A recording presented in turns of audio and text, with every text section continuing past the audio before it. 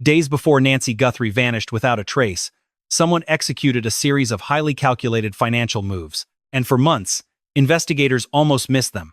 We are not talking about embezzlement, hidden accounts, or offshore tax havens. What makes this angle so chilling is actually much simpler and far more disturbing. It is what the dates reveal. It is what the pattern suggests. And most importantly, it is what detectives started to ask themselves when they saw those numbers match the days on the calendar. The case had already consumed thousands of hours. The search had already torn several families apart. But it was not until they reviewed Nancy's bank statements and cross-referenced dates that the case took an unexpected turn, because those transactions were not random. They were not scattered over months or years. They happened within a very narrow window. They happened right before she vanished.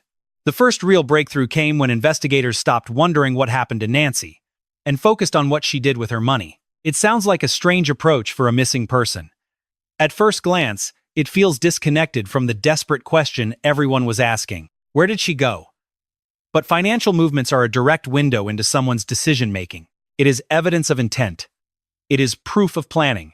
And in the days leading up to her disappearance, her banking activity told a story that did not fit the image of a woman who had no idea what lay ahead. The bank statements arrived in folders, pages packed with transactions, activity logs, and copies of deposit slips. It was the kind of dry paperwork that usually bores any investigator to tears. But someone, maybe a detective with fresh eyes, or a prosecutor who noticed something off, started reading them chronologically. They began cross-referencing them with the timeline, asking the key question that would reveal the truth. What was she doing with her money right before she vanished? The answer was not dramatic. There were no million-dollar transfers or drained accounts, no suspicious movements of assets that betrayed guilt or an escape plan. Instead, it was something far more subtle, something that only made sense once you unlocked its true meaning. There were several withdrawals, mostly in cash, made on very specific dates, and the amounts were not insignificant at all. The pattern was not accidental, and the timing was impossible to ignore. This is why financial records reveal so much. Nobody withdraws $5,000 in cash just because they forgot they needed bills. They do it because they made a decision, because they wanted something, or planned to use that money for a specific purpose. And when that withdrawal happens 3 days before a person vanishes, it stops being a routine transaction and becomes crucial evidence.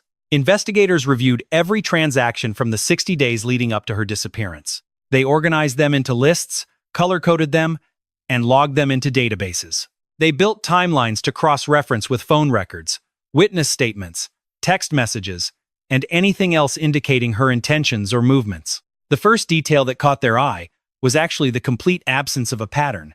Normally, banking activity is rhythmic, regular salaries, bills paid on set dates, and weekly grocery shopping. Utility bills are predictable. Gas is bought on similar days. Someone's financial life is usually ruled by strict routine. Nancy's was not in her final days. The timing did not line up, and the amount shattered her normal habits. The accounts she used were not her normal ones for daily expenses. It was as if someone had suddenly changed how they handled her money, not drastically enough to trigger fraud alerts, but in a deliberate way that suggested precise planning. Detectives sat on that revelation for a long time. Suspicions began to multiply. If Nancy changed her financial behavior before vanishing, it suggested she was acting of her own free will. It suggested she anticipated needing cash. It indicated she was preparing for something. But for what? The questions began to pile up much faster than they could answer them. Why would someone withdraw such sums at that precise moment? Were they household expenses? Those are usually paid with debit cards. For everyday costs? Those sums were far too large. Could it have been a loan to someone? There were no records of transfers to third parties in those final days. Was she saving money for something that did not appear in any financial plan police could find? The dates became an obsession. Detectives examined the withdrawal dates to contrast them with everything else. They compared the cash flow with phone records. Was Nancy in a specific location when making them? Was she near any particular people? They compared them with text messages. Did she mention needing cash to anyone? They cross-referenced them with witness statements. Did anyone see her carrying money? They cross-referenced the data with her last known location. Were withdrawals made near her last known sighting? The puzzle began coming together in fragments. It was not a complete picture, but enough to sense a drastic change in Nancy's life during those last 72 hours. Something demanding cash, something requiring planning, forcing her to deliberately secure money in a way she had not used in months. And suddenly, just as the timeline was clearing up, they hit another wall. Matching dates and amounts was not enough. Investigators had to grasp the motive. They needed context. That was where the paper trail went cold. Right when forensic accountants entered the scene. These are not ordinary investigators. They do not chase crimes in the traditional sense. They are specialists who master the language of money, reading transaction histories to find hidden stories in numbers. They understand household finances, business flows, and decipher patterns between deception and legality. Most importantly, they easily tell the difference between logical financial activity and transactions that make no sense. Forensic accountants pulled Nancy's complete financial history, spanning years of records. Every account, transaction, deposit, and withdrawal, no matter how small. From that, they built a baseline. They defined a normal day for Nancy Guthrie, tracing her routine everyday spending. They analyzed her actual income, how she split household funds, and her fixed obligations. Then they compared that baseline with the final 72 hours. First to catch their eye was the absence. No strange purchases, no massive credit card charges, no trace of unexpected expenses, justifying such a large cash withdrawal. All household bills were paid exactly on time. Her mortgage, the utility services, and insurance premiums. Everything was running smoothly, suggesting Nancy was not withdrawing cash due to a sudden financial crisis. The second thing they noticed was her choice of accounts. Nancy managed three primary ones. She used a checking account for daily expenses and savings as a household reserve. She also had an investment account she rarely touched. In those final days, she tapped all three. The transactions suggested she strategically planned where to pull the cash from. She spread withdrawals across the accounts to keep any single one from flagging suspicious activity. That was when the forensic accountants dug far deeper than mere numbers. Context turns financial analysis into detective work. Investigators began reconstructing Nancy's final days with obsessive, agonizing detail. What were her commitments? She had family, a mortgage, recurring expenses. It all required careful planning. And it required money. What was she expecting to happen? The cash withdrawals suggested preparation for something specific. But what? They reviewed her personal calendar. They meticulously examined her schedule. They contacted her employer to ask about her hours, and reached out to friends for recent conversations. What did Nancy say? Was she planning a trip? That might explain the heavy cash withdrawals. Was she making a purchase? That would explain such specific amounts. Did she intend to lend money to someone? The major problem was that absolutely no one recalled Nancy mentioning anything like that. Her friends reported she seemed completely normal, even happier than usual. Her boss confirmed she requested no time off. Her calendar showed no unusual meetings. Her text messages offered no clues about upcoming plans or scheduled purchases. It was as if Nancy had deliberately decided to keep whatever she was preparing for a total secret. That sparked other questions. Nancy was not telling a single soul about these preparations. If she did not mention them in chats, emails, or calls, what did that reveal about her intent? Was she acting cautiously? Simple discretion? Or was there something in these financial transactions she wanted to hide? Investigators dug deeper, obtaining every written communication Nancy had produced during that final period. Messages, emails, notes, grocery lists, any piece of paper with her handwriting or digital signature. They searched for coded language. They hunted for the slightest clue. They looked for any sign of her plans, but found only a void.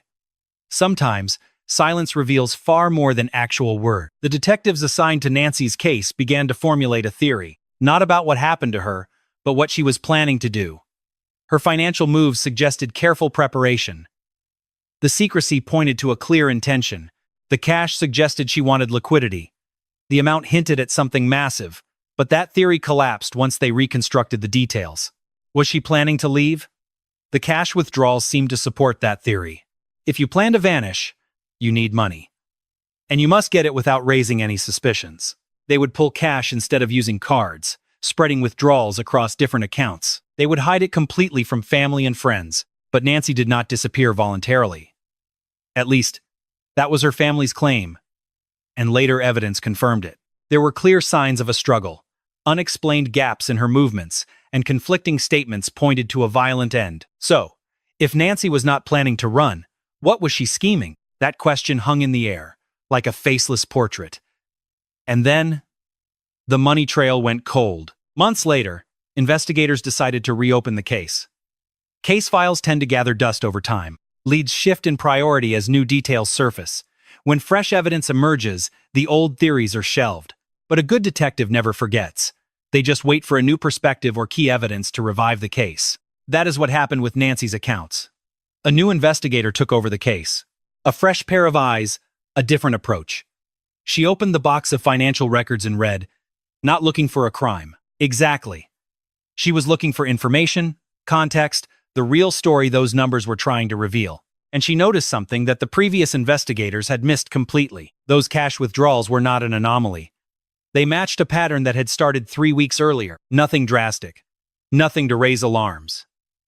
Just a very subtle shift in how Nancy managed her funds. More spaced out withdrawals, different accounts, and unusual hours. It was as if someone was preparing in silence, slowly piling up cash to avoid drawing attention. By zooming out to examine the weeks leading up to the disappearance, the detective uncovered a clear timeline of preparation. There was no panic, no emergencies, just deliberate, methodical financial planning. This changed everything, suggesting Nancy had been planning this for weeks. It was no sudden impulse. It was not a reaction. It was planned. And if Nancy had weeks to think it over, finding her true motive became the main focus. What would force a woman to prepare for weeks while keeping everything hidden from those closest to her? The transactions themselves were simple: cash withdrawals and transfers between accounts. Nothing illegal or suspicious at first glance. The kind of moves millions of people make every day without alarming anyone. But when contrasted with the day Nancy vanished, and analyzed alongside what happened next, they took on a completely different meaning. They were proof of intent, of a solid plan, evidence that Nancy Guthrie knew what was coming, or she was planning it herself, preparing for a scenario only she understood. Investigators shifted their strategy, focusing not on the money itself, but on the planning behind it. If someone was hoarding cash for a specific end, what could that purpose be? Doing it gradually over weeks pointed to a complex plan.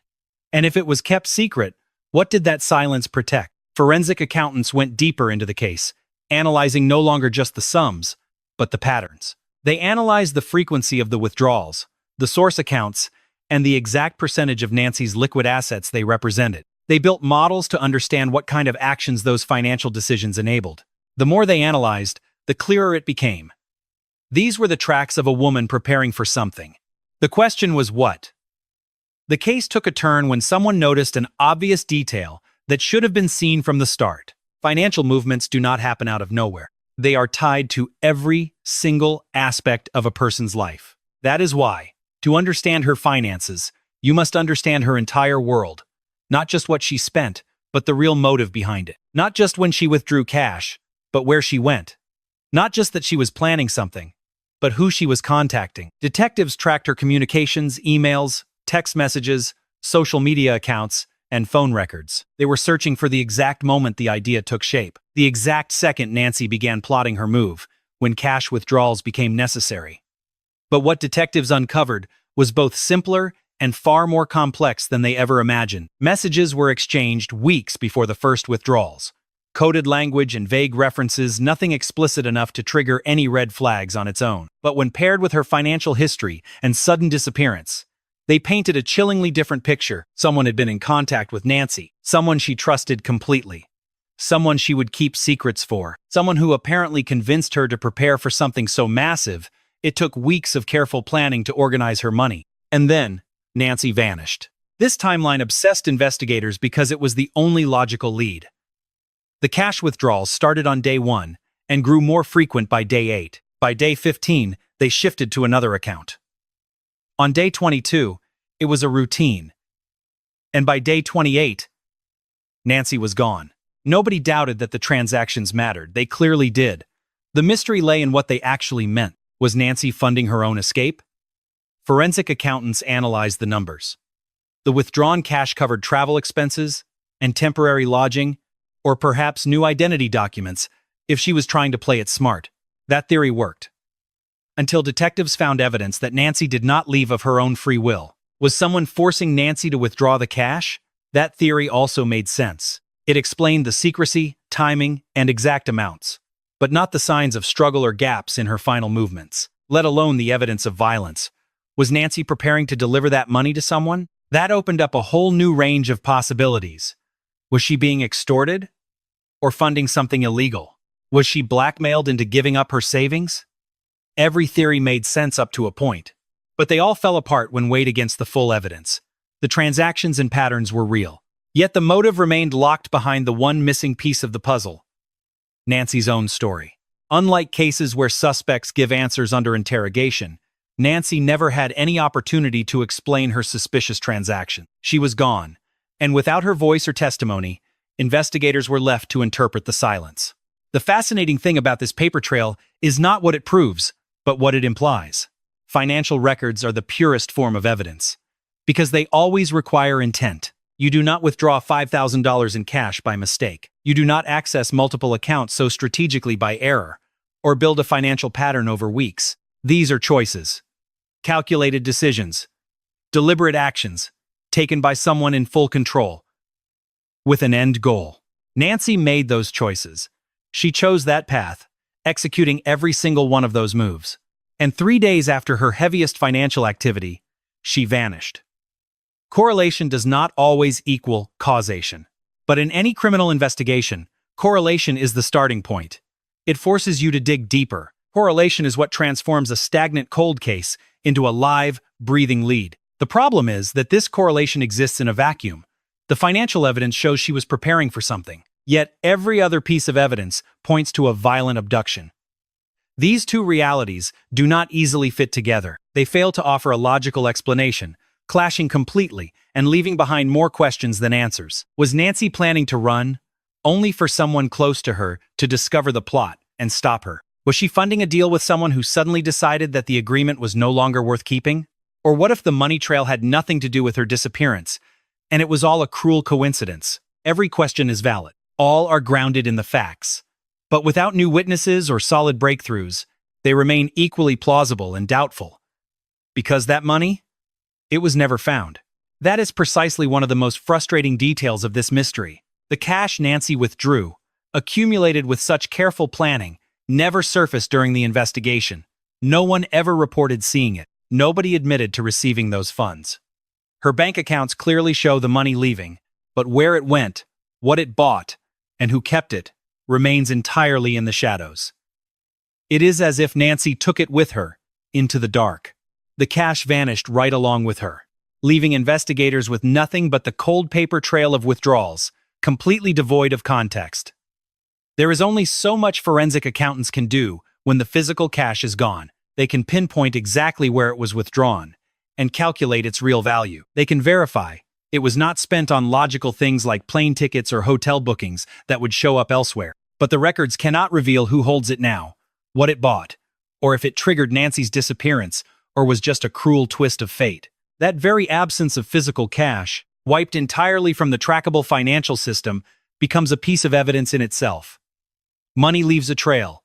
Cards reveal purchases. Bank transfers track movement. Even physical cash usually resurfaces somewhere in the real economy. But this money, the cash Nancy withdrew so meticulously, simply vanished from the radar.